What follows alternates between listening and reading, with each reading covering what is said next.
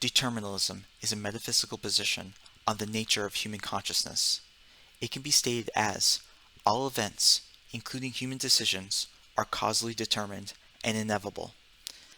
This applied to an individual's life would mean that regardless of whatever ambitions or ideal they wish to accomplish, they have no ability to direct themselves towards it.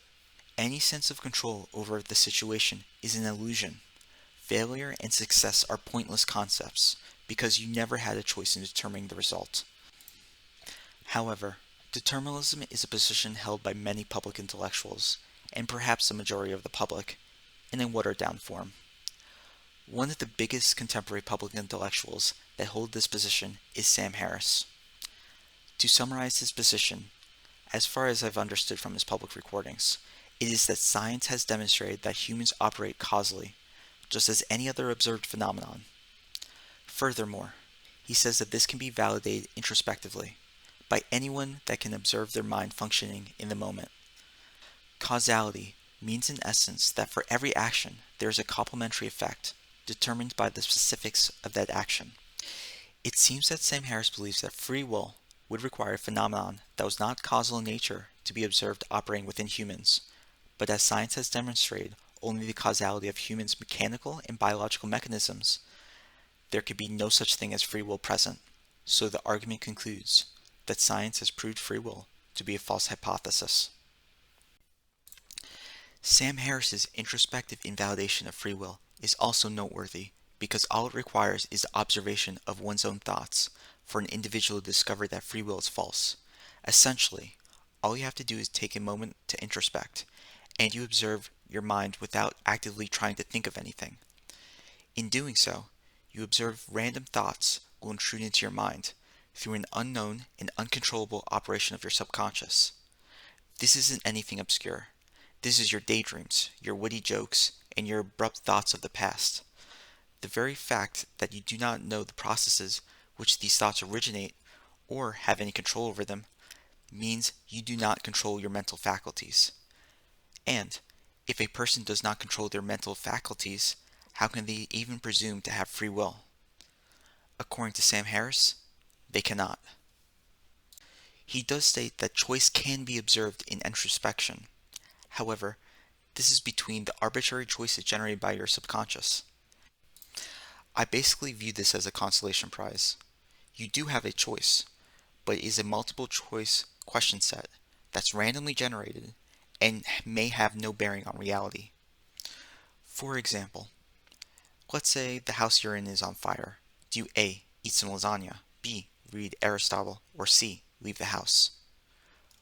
Regardless, I agree with Sam Harris. In this case, choices like that is not remotely close to the idea that people think of when they think of free will. Alright, so with all that being said, how is Sam Harris wrong about the nature of free will? Free will is in essence the mental effort to direct our mind, to focus our attention on a particular subject and relate it to the rest of our knowledge. The relation of the rest of our knowledge would be, for example, to look at a ring and say, oh, this is 16 karat gold, or perhaps, this would be perfect for an engagement ring, and then purchase it.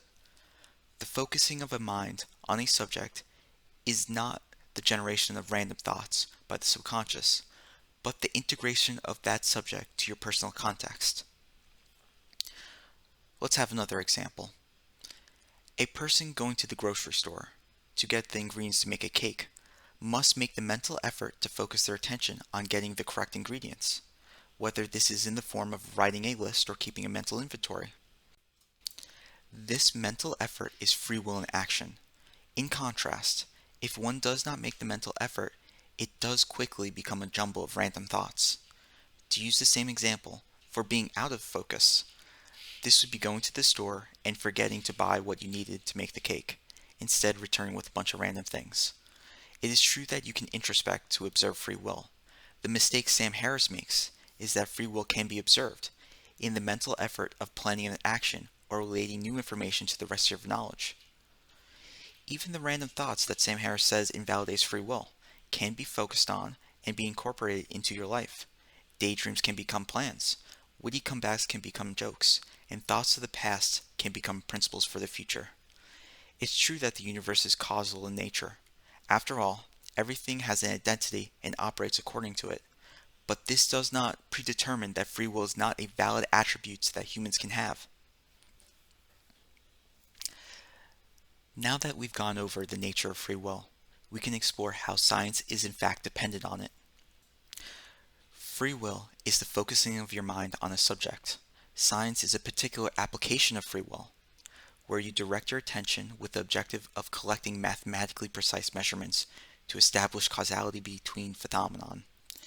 We can see the mental effort of focusing one's mind in integrating new information into a human frame of reference, for example, creating new units of measurement. Think of what exactly a light year is. It is a unit of measurement that encompasses interstellar distances in a way that is relatively easy to comprehend. It exemplifies how we focus our attention to integrate new information into our current frame of reference, in this case, the speed of light to our experience of time. This is not a unique phenomenon. You can observe the same thing for every other unit of measurement in science, from atomic weight to electrical charge. In fact, all of science is underpinned by free will. Science, therefore, is in no position to invalidate free will. Alright, so what about Sam Harris's particular introspective invalidation of free will? Well, Sam Harris believes that thoughts that we have no direct control over and an incomplete understanding of is evidence that we have no free will. To the contrary, we do not require omnipresence over the processes in which our mind operate off of to claim that we have free will. What we need is to focus our mind on integrating these mental processes into the context of the rest of our knowledge.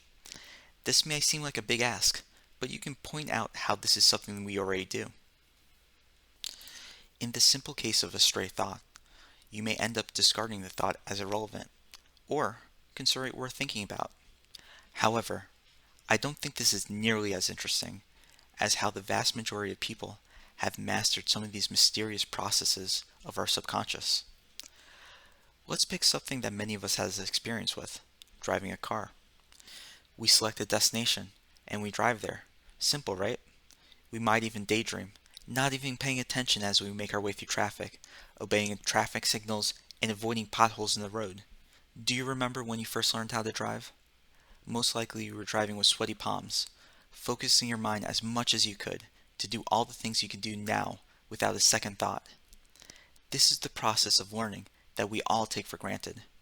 It is a subconscious automation of behaviors. This is one of the mysterious processes of the subconscious that us humans have mastered and apply systematically to master skills.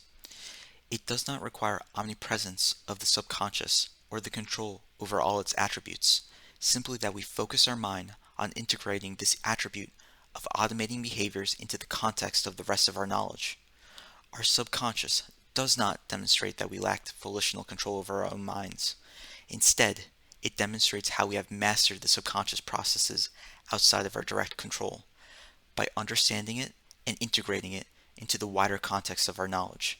It is instead another demonstration of how fundamental free will is to everything that we do.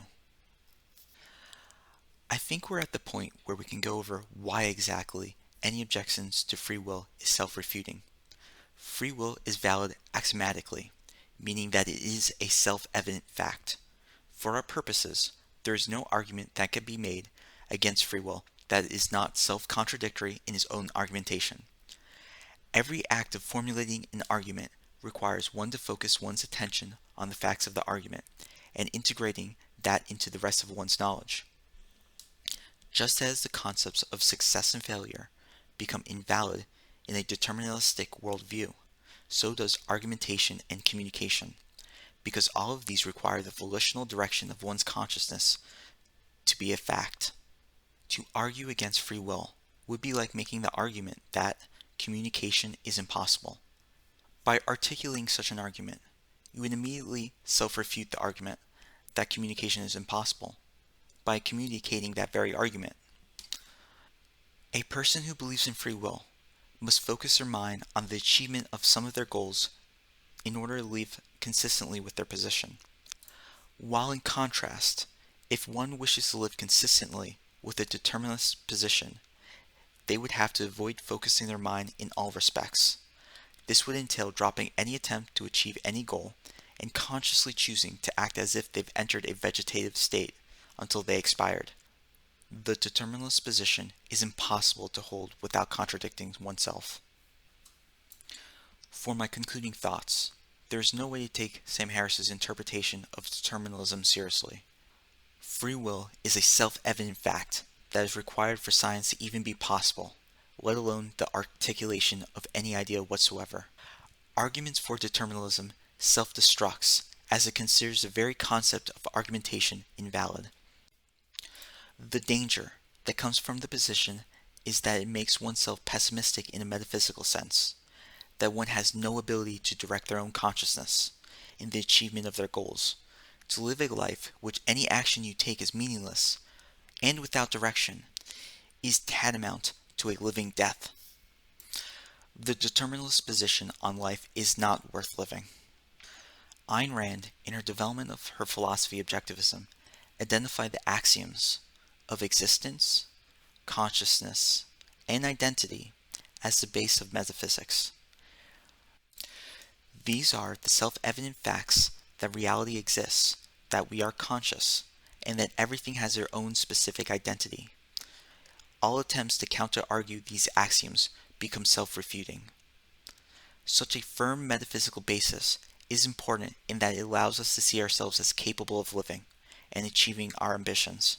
This is why the intellectual battle against determinism and for free will is worth fighting. And that's a close.